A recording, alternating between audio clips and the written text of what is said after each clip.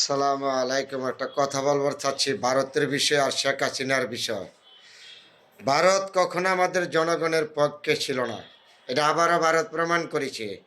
ভারত ছিল শেখ হাসিনার পক্ষে, যে ৭৫ ছিল এই আওয়ামী লীগের পক্ষে, ভারত বাংলাদেশের জনগণের পক্ষে ছিল না।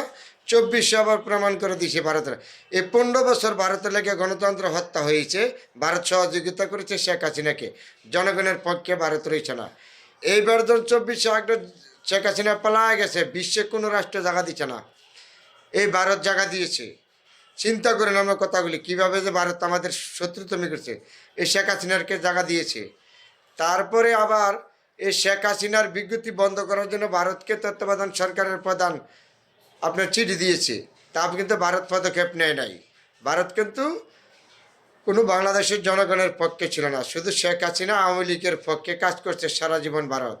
আবারও প্রমাণ, এই যে ভারতকে বলা হয়েছিল তত্ত্বাবধান সরকার থেকে কোনো বিজ্ঞপ্তি দিতে পারবে না, ভারত কিন্তু এ পদক্ষেপ নেয় নাই।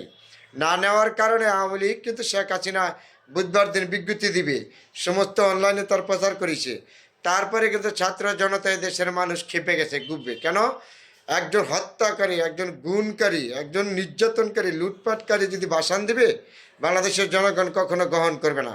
তার জন্য এবার ৩২ নম্বর বঙ্গবন্ধুর প্রতি যারা বাংছে তাদের কিন্তু ক্ষুব্ধ নয়, কিন্তু এজিদের বাবার দিকে আছে, যে এজিদ শেখ হাসিনা, এজিদের এজিদের বংশ শেখ হাসিনা, এজিদের বাবার প্রতি কিন্তু ক্ষুব্ধ না, এজিদের প্রতি ক্ষুব্ধ বাংলাদেশের জনগণ। তারপরে আজ ৩২ নম্বর ভাঙছে, সমস্ত বাংলাদেশ আওয়ামী লীগের নেতাকর্মী বাড়ি থেকে এই হামলা করেছে ছাত্র জনতা। কেন করেছে? এক দায়ী ভারত, দুই দায়ী শেখ হাসিনা। শেখ হাসিনায় কেন বিজ্ঞপ্তি দিবে? ভারত কেন শেখ হাসিনার বিজ্ঞপ্তি বন্ধ করবে না? আর শেখ হাসিনায় কেন দিবে? একজন খুনি, একজন অপরাধী, ২,০০০ মানুষ খুন করা, ২,০০০ মানুষের চোখ অন্ধ করা, এই দেশের ৬,০০০ মানুষকে গুম খুন করে হত্যা করা, ১০ লক্ষ মামলা, ভিন্ন রাজনীতির দলের মানুষকে গুজব খুন করা, মামলা দিয়া দেশটার শেষ করে পালায় গিয়া আজকে বিদেশে বৈশা রাজনীতি করবেন, এই দেশকে মানুষকে হত্যা করা, কোটি কোটি টাকা লুটপাট করে নিয়ে বেগমপাড়া বানায়া আজকে বাংলাদেশের ছাত্র জনতার রক্তের ব্যাপারে রাজনীতি করতেন।